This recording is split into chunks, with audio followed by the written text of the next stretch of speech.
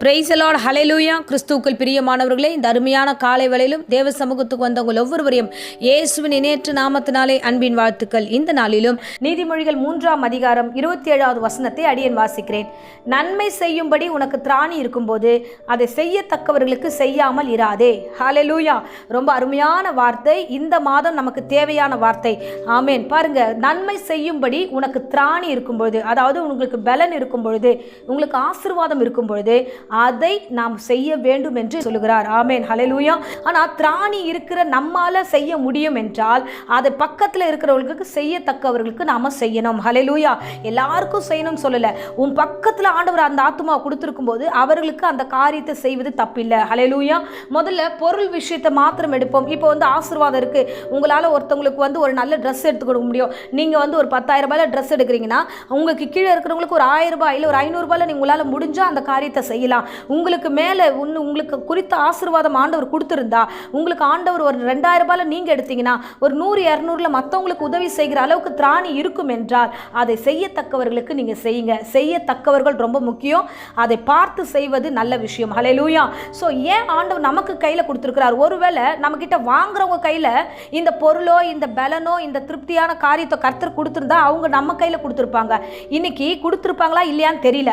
ஒரு கொடுக்கல அப்படின்ற பட்சத்தில் ஆண்டவர் உங்களுக்கு கொடுத்திருந்தா அதை நீங்க நிச்சயமா செய்வீங்க அப்படின்றதுதான் நான் ரொம்ப தெளிவா சொல்றேன். பாருங்க, உங்க கையில கொடுத்ததுக்கான காரணம் அது செல்வமாகட்டும், ஆசீர்வாதமாகட்டும், இல்ல நன்மைகள் ஆகட்டும், உடல் சரீரம் ஆகட்டும், பலன் ஆகட்டும், இது உங்களுக்கு கொடுத்திருக்கிறதுனால நீங்க செய்வீங்கன்ட்டு தான் ஆண்டவர் உங்களுக்கு ரெட்டத்தனையா கொடுத்திருக்கிறார். ஆமேன், ஹல்லேலூயா.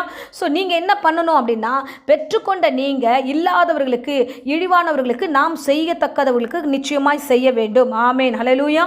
இன்னைக்கு இந்த வேளையில் சொல்லுகிறேன் பாருங்க, நன்மை செய்தால் உங்களுக்கு மேன்மை இல்லையோ? ஆதியாகமம் 4ஆம் அதிகாரத்தில் ரொம்ப அழகான ஒரு வார்த்தை. நீ நன்மை செய்தால், 4ஆம் அதிகாரம் 7வது வசனத்தில், நீ நன்மை செய்தால் மேன்மை இல்லையோ? ஸோ நீ நன்மை செய்யாதிருந்தால் பாவம் வாசற்படியில் தங்கும். ஹல்லேலூயா. இந்த பிரசங்கத்தை கேட்கிற அருமையான பிள்ளைகளே, உனக்கு திராணி இருக்கும் பொழுது, ஸோ நன்மை செய்ய ஒரு காரியம் இருக்கும்போது அது செய்யாம விட்டுட்டினா பாவம் உங்கள் வீட்டின் வாசற்படியில் வந்து தங்கும். ஹல்லேலூயா.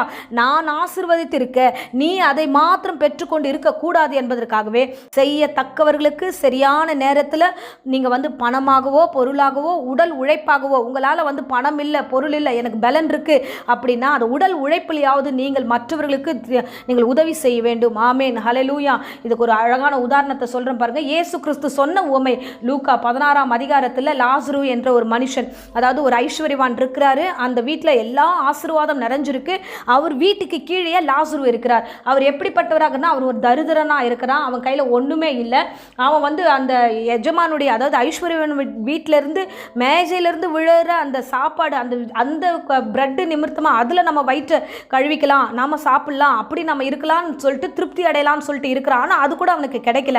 இப்பேற்பட்ட ஒரு லாசரு அங்கே இருக்கிறான். ரொம்ப வேதனைக்கு மத்தியில் இருக்கிறான். அவனுடைய வியாதியின் மத்தியில் இருக்கிறான். தரித்திரனா இருக்கிறான். ஆனால் எங்கே இருக்கிறான்னா, ஐஸ்வர்யவான் வீட்டுக்கு கீழே இருக்கிறான், வெளியில் இருக்கிறான். அதுதான் அந்த வசனம் சொல்லுகிறது.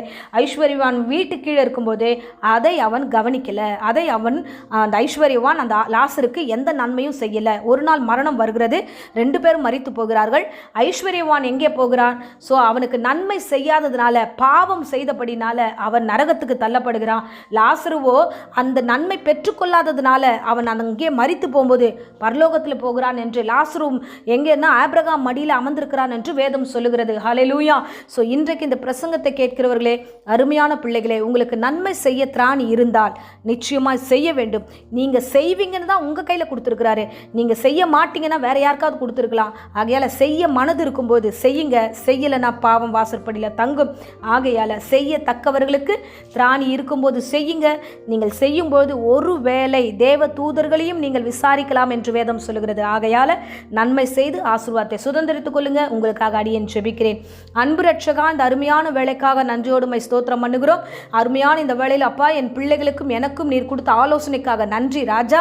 எங்களால் முடிந்த காரியத்தை மற்றவர்களுக்கு செய்ய எங்களுக்கு கிருபை தருவீராக. ஞானத்தையும் அறிவையும் கொடுங்க. என் பிள்ளைகளுக்கும் ஏற்ற கிருபைகளை கொடுங்க. ஆசீர்வதிங்க.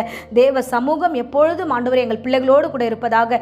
இப்பொழுதும் ஆண்டவரே இந்த வேளையில் யாராகிலும் வியாதியோடு பலவீனத்தோடு ஆண்டவரே படுத்திருந்து அவர்களுக்கு பூரண சுகத்தை கொடுத்து ஆரோக்கியத்தை கொடுத்து அவர்களை வீட்டிலே கொண்டு வந்து சேர்ப்பீராக. பூரண கிருபைகளோடு வழிநடத்துவீராக, ஆசீர்வதிப்பீராக. இயேசுவின் நாமத்தினாலே நாங்கள் ஜெபித்து இந்த வேளையில் ஒப்பு கொடுக்கிறோம். நன்மையும் கிருபையும் தொடரட்டும், ஆசீர்வாதம் மகிமை உண்டாகட்டும். இம்மட்டும் காத்தவர் இனியும் தொடர்ந்து காத்துக்கொள்ளும். இயேசுவின் நேற்று நாமத்தில் ஜெபித்து ஒப்பு கொடுக்கிறேன் ஜீவனுள்ள நல்ல பிதாவே.